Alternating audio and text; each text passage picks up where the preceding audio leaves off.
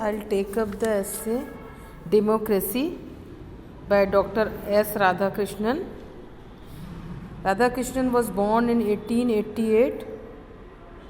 He was an educationist, philosopher, and statesman. And as you all know, he was a scholar of eminence also.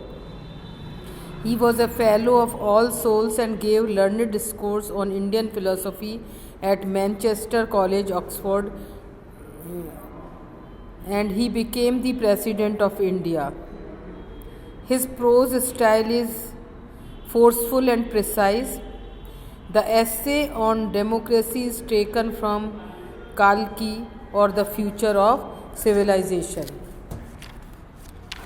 As a philosopher and a statesman, Radhakrishnan made a lasting and unique contribution to the way we think about the world and about certain philosophical and social concept like democracy.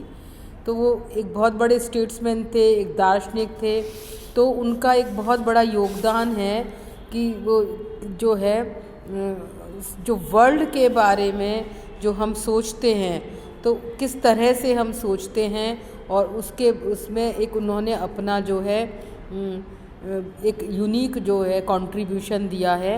और उन्होंने जो है कुछ फिलसॉफिकल और social concepts हैं जैसे कि democracy, उस पर उन्होंने अपने जो विचार व्यक्त किए हैं, तो वो निश्चय ही बहुत ही हमें एक इंसाइट देते हैं, एक रिफ्लेक्शन हम जो उन्होंने इन कॉन्सेप्ट्स पर जो रिफ्लेक्शंस किए हैं, जो थॉट्स हैं उनके, वो बहुत ही जो है कंट्रीब्यूट किया है हमारी अंडरस्टैंडिंग को, हमारे जो डिफरेंट फिलसॉफिकल और सोशल कॉन्सेप्ट्स हैं डेमोक्रेसी को लेकर के, या कुछ जैसे गांधी पर भी, गांधी के आउटलुक पे भी उन्होंने चर्चा करी, उनके जो कॉन्सेप्ट्स थे उनको भी डिस्कस किया।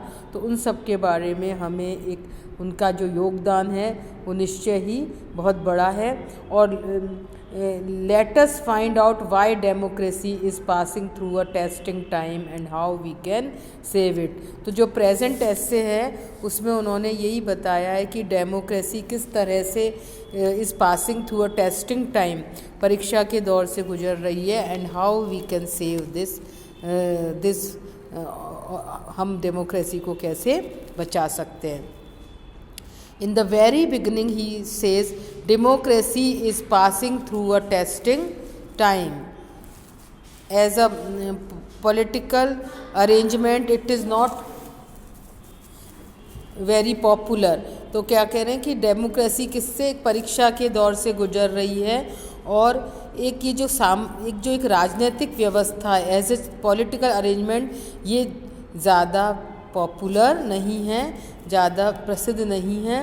It has broken down in Italy and in Spain. Russia and China are not favourably dispose to it. और कह रहे हैं कि ऑलरेडी जो है इटली और स्पेन में डेमोक्रेसी जो है वो पूरी तरह से टूट चुकी है, और जो रशिया और चाइना है because they are communist countries, तो कह रहे हैं कि उनका तो कोई डिस्पोजिशन ही नहीं है, डेमोक्रेसी के प्रति कोई इंक्लिनेशन नहीं है। Even in parts of Eastern Europe and South America where the semblance of popular representative government is kept up, strong misgivings are felt. और कह रहे हैं यहाँ तक कि जो ईस्टर्न यूरोप के पार्ट्स हैं और जो साउथ अमेरिका के जो कुछ पार्ट्स हैं जहाँ पर कि पॉपुलर रिप्रेजेंटेटिव गवर्नमेंट होती है, जहाँ जो है जो लोगों के द्वारा चुने गए नेता जो उनके प्रतिनिधि सरकार चलाते हैं। तो कह रहे हैं कि साउथ अमेरिका और ईस्टर्न यूरोप के कुछ पार्ट्स में जहाँ पर कि ऊपरी तौर पर पॉपुलर रिप्रेजेंटेटिव गवर्नमेंट रखी गई है, एक शो रखा गया है, ऐसा दिखावा रखा गया है जैसे कि वहाँ पर पॉपुलर रिप्रेजेंटेटिव गवर्नमेंट हो, लेकिन वहाँ भी जो है इस रिप्रेजेंटेटिव गवर्नमेंट के प्रति स्ट्रॉन्ग डाउट्स हैं, वो फील किए गए हैं, महसूस किए गए हैं।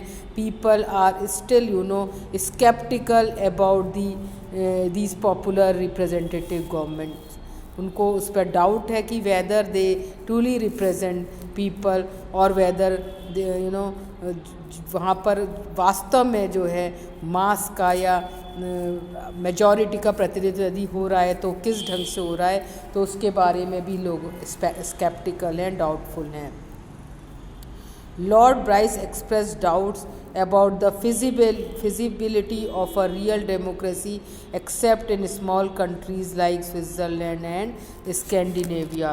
So Lord Bryce was the famous British statesman, और उन्होंने ये कहा था कि प्रैक्टिकेबिलिटी, उन्होंने ये कहा था कि एक रियल डेमोक्रेसी वहीं हो सकती है जो कि स्मॉल कंट्रीज़ हैं जैसे कि स्विट्ज़रलैंड और स्कैंडिनेविया। तो उन्होंने जो है रियल डेमोक्रेसी की प्रैक्टिकेबिलिटी के बारे में अपने डाउट्स एक्सप्रेस किए थे, और उन्होंने कहा था कि डेमोक्रेसी वास्तव में वहीं हो सकती है जो कि स्मॉल कंट्रीज़ हैं। We welcome democracy as a release from autocratic rule, और कह रहे हैं हमने डेमोक्रेसी को एक जो है ऑटोक्रेटिक रूल होता है, जो एक निरंकुश जो रूल होता है जहाँ पर कि कोई फ्रीडम नहीं होती, उस रूल से हमने माना था कि डेमोक्रेसी को एक स्वागत के रूप में हमने माना था कि हमारी ऑटोक्रेटिक रूल या तानाशाह या निरंकुश रूल से जो है वो मुक्ति हो गई है, रिलीज़ हो गया है। But we are not satisfied with its working today, but he says and this is true, ही कहते हैं आज भी लेकिन हम इसकी वर्किंग से संतुष्ट नहीं हैं। क्यों नहीं है? We are coming to realise that government is a technical art and only those skilled in it can be the rulers, और कह रहे हैं कि हम अब ये महसूस करने लगे हैं कि गवर्नमेंट बेसिकली क्या है, एक तकनीकी कला है, इज़ अ टेक्निकल आर्ट, और जो इस कला में माहिर हैं, इस टेक्निकल आर्ट में माहिर हैं, वही रूलर हो सकते हैं। Democracy in its actual working really permits a country to be govern by its ablest man, और कह रहे हैं जो एक तरह से डेमोक्रेसी भी क्या होता है, जो हम सोचते हैं कि लोगों का प्रतिनिधित्व है और मेजॉरिटी का प्रतिनिधित्व है, लेकिन कह रहे हैं कि डेमोक्रेसी भी एक्चुअल वर्किंग में किसी भी कंट्री को यही परमिट करती है कि जो कुछ योग्य आदमी हैं इसके, वो इसको गवर्न करें, और ऐसे में जो है वो कहने को of the people by the people for the people, जो ये डेमोक्रेसी की परिभाषा है वो फेल हो जाती है। It is an he says it is an age of machines in politics too, कहते हैं अब जो है मॉडर्न एज जो है वो क्या है, मशीन का युग है, और पॉलिटिक्स में भी मशीन्स का युग आ गया है। In the name of democracy some mysterious caucus in the background rules the state, और कह रहे हैं कि डेमोक्रेसी के नाम पर कुछ रहस्य में जो मेंबर्स हैं किसी पर्टिकुलर रूलिंग पार्टी के, वो ही जो है बैकग्राउंड में स्टेट को रूल करते हैं। Caucus is a kind of a group और अ मीटिंग ऑफ सपोर्टर्स और members of a specific political party.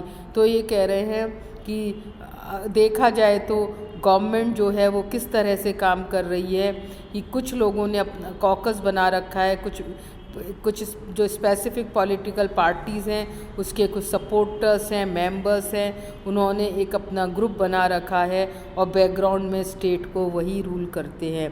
The elected representatives have not any independence और initiative since they are helpless tools of a vast machine, और कह रहे हैं what is he saying that the elected representatives, वो representative जो कि लोगों ने चुने हैं, वो दे आर नॉट इंडिपेंडेंट, वो and they can't even take any initiative, वो किसी चीज़ में अग्रणी भी नहीं हो सकते, because they are reduce to tools in the hands of a vast machine, वो क्योंकि वो एक जो है एक टूल्स बन के रह जाते हैं, और वो भी कैसे टूल्स, हेल्पलेस टूल्स बन के रह जाते हैं। एक जो वास्ट मशीन इसके पीछे काम कर रही है, एक बहुत बड़े स्तर पर जो मशीन जो कोकस काम कर रहा है, उसके हाथों में ये जो इलेक्टेड रिप्रेजेंटेटिव्स हैं वो क्या बन जाते हैं, टूल्स बन जाते हैं।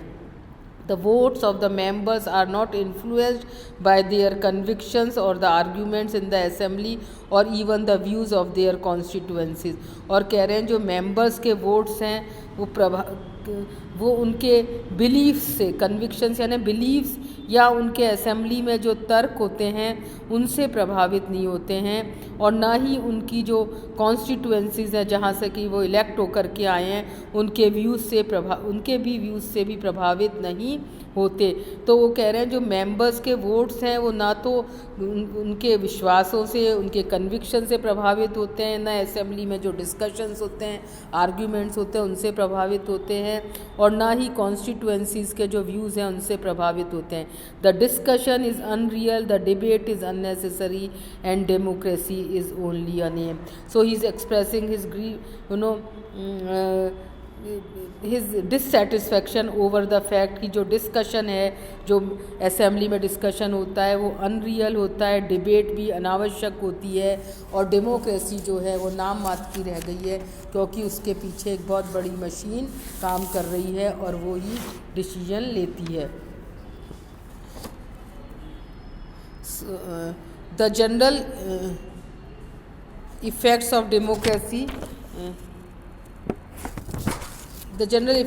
democracy have not been favorable to the freedom of the individual। और कह रहे हैं डेमोक्रेसी के जो जनरल इफ़ेक्ट्स हैं वो जो हैं लोगों की फ्रीडम से बिल्कुल भी जो है उनके लिए फेवरेबल नहीं है। डेमोक्रेसी के जो जनरल प्रभाव आए हैं, इफ़ेक्ट्स आए हैं, they are not favourable to the freedom of the individual. और वो कह रहे हैं कि इंडिविजुअल की फ्रीडम के लिए वो फेवरेबल नहीं है, पक्ष में नहीं है। तो इस तरह से इन्होंने ये बता रहे हैं कि कैसे डेमोक्रेसी जो है वो धीरे धीरे कुछ लोगों के हाथों में पूरी सत्ता आ जाती है और पीछे से काम करते हैं, और इलेक्टेड रिप्रेजेंटेटिव्स हैं वो भी उनके हिसाब से चलते हैं, उनके कहे अनुसार चलते हैं। ऐसे में डेमोक्रेसी के कोई मायने नहीं रह जाते। Thank you so much. I will take up the remaining part of the essay in the next lecture. Thank you.